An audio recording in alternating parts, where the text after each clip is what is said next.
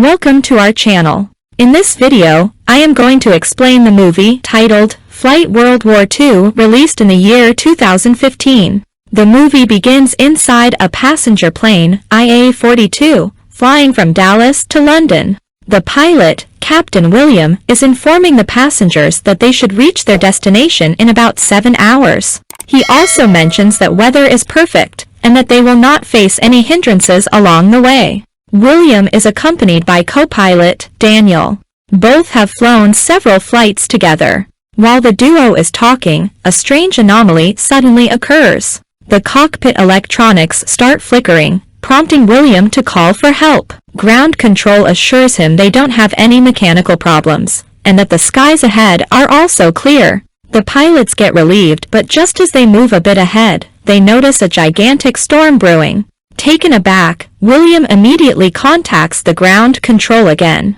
To their surprise, the controller mentions that the storm appeared out of nowhere. With no options left, Captain William urges the passengers to stick to their seats, and proceeds to get through the storm.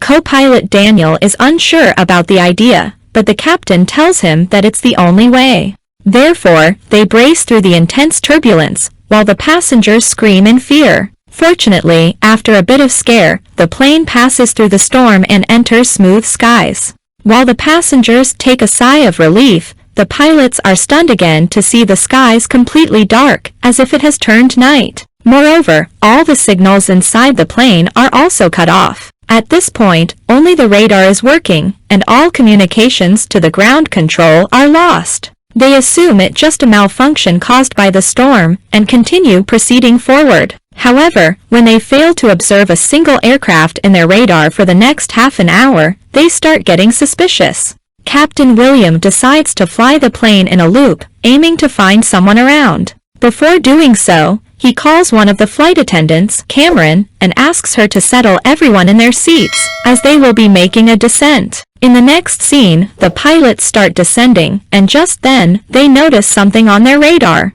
At first, the captain becomes happy, but when Daniel mentions that it's not a normal aircraft, he starts getting scared. Lo and behold, they see a large number of fighter planes bombarding a city, in what appears to be a war. This sends the passengers into a state of panic, but the flight attendants quickly calm them down, mentioning that everything will be fine. Meanwhile, inside the cockpit, the pilots are equally stunned. But just as they can investigate the situation, a bunch of fighter planes start circling them. As they are about to be attacked, they use their radar to get away from the firing line, and again ascend into the sky. The danger gets averted for the time being, but the passengers start getting anxious. Some of them demand Cameron to tell them what's going on, but she calmly assures them that everything is under control. In the meantime, Captain William fails to contact anyone on the ground, and since he has no clue about their current location, he decides to descend once again. The plan is to inspect the surrounding, and deduce the exact location that they're in. Daniel disagrees, as he is wary of the threat looming below. But when the captain reminds him that they'll soon run out of fuel, he agrees. Meanwhile, two passengers, Dale and Bennett, who are revealed to be historians, find the situation odd and decide to inform the captain about it. They sneak inside the cockpit and inform William that the fighter planes they just witnessed have not been made since 1945. In fact, they are the Luftwaffe, which were owned and operated by the Nazis. On this, William gets enraged, and orders Cameron to escort the men out of the cockpit. But Bennett keeps mentioning that they have somehow time-traveled back to 1940, amidst World War II. The historians also find out that the plane has lost all signals. Then Captain William reluctantly gives them 30 seconds to explain their story. The guys reveal that the plane is failing to catch any signals as there were not many radio towers on the Western Allied front in 1940. They also mention that the plane flew through the bombing of Saint-Nazaire, which was a calculated Nazi attack on the west coast of France in 1940. Their speculations anger the captain even more, and he assumes that the historians are fooling around with him. Therefore, he sends them away to their seats, telling them to keep their mouths shut. In the next scene, the pilots once again descend the aircraft, hoping to catch any radio signals. Luckily, they manage to contact a British guy, who asks the captain to identify himself. Captain William obliges, and also mentions that they need immediate help, but the guy on the radio is skeptical about their motives. He believes that it is impossible to catch a radio signal from an airplane flying at high altitude. And rightly so. During the Second World War, the British did not have such advanced equipment to intercept long-range transmissions. With time running out, Captain William requests Nigel for help, but the latter is confused about their identity. Thus, William asks Nigel for the date, and he replies that it's June 17, 1940. This shocks the captains, and they finally realize that the historians were not fooling. However, they are still unable to convince Nigel that they are a commercial plane. With no options left, Captain William calls in the historians and lets them talk to Nigel. Bennett deduces a rough location through his assumptions and tells they have passed the spot where the Lancastria was sunk.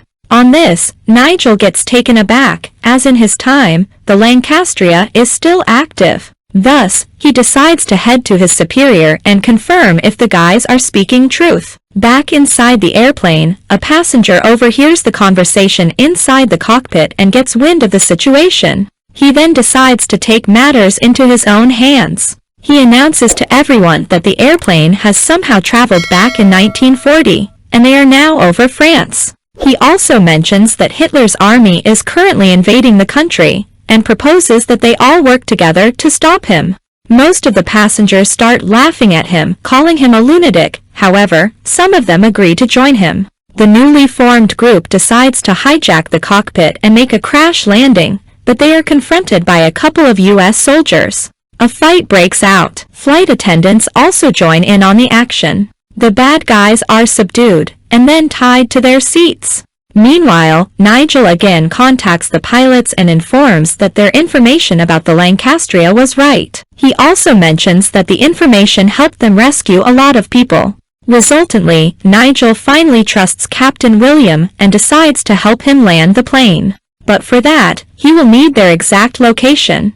Captain William and the historians give a rough estimate of their location, but it is still not enough. Hence, the co-pilot comes up with a plan to turn back their lights, so that they can be visible to the British soldiers. Regrettably, as soon as he does so, the Germans find them first and a bunch of fighter planes surround them. They start pelting the aircraft with bullets, sending the passengers into a state of total chaos. However, Captain William doesn't panic, and tries his best to avert the attack. He then comes up with a plan to lose the Luftwaffe. On a count of 3, he drops the plane at a very steep angle, and as it is about to hit the ground, he takes it up. The Germans also follow it, but since they don't have advanced planes, they fail to rise up, and hence crash to the ground. In the next scene, it is revealed that Daniel got shot during the attack, and the aircraft is also reeling with several holes inside it. Cameron quickly plugs in the holes and administers first aid to Daniel.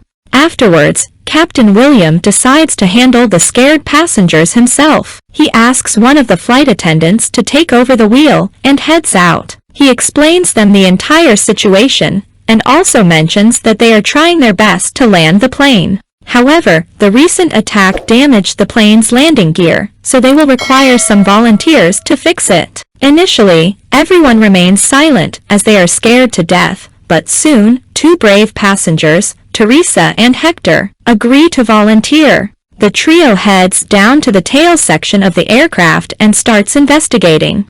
Teresa, being an engineer, quickly identifies the problem, and after a while, she successfully fixes it. Tut, there is one last obstacle. The landing gear is jammed with something.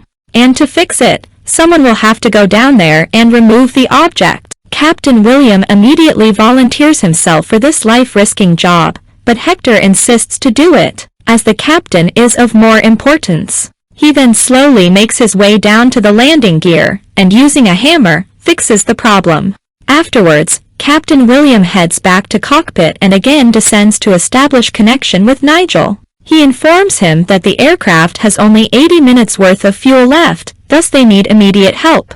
While they are talking, 2 German aircrafts suddenly attack the airplane. This time, they even fire missiles, blowing off all the windows of the plane.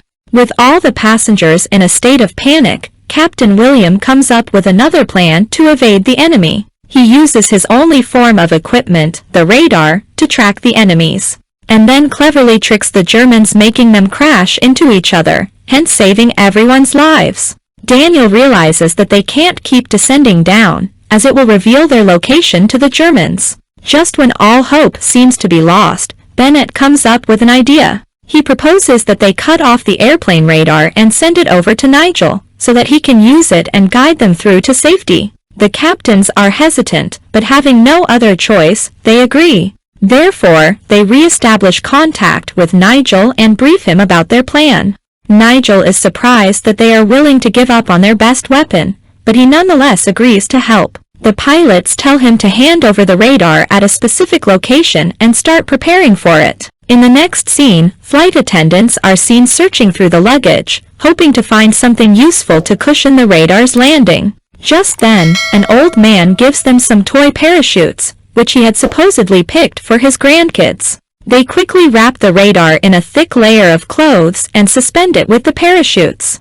As they reach the designated place, throw the device out of the plane and inform Nigel. But unfortunately, the package lands right near the Swiss-German border and is discovered by the Nazis first. However, some British Army soldiers also arrive in time and an intense shootout ensues between the two parties.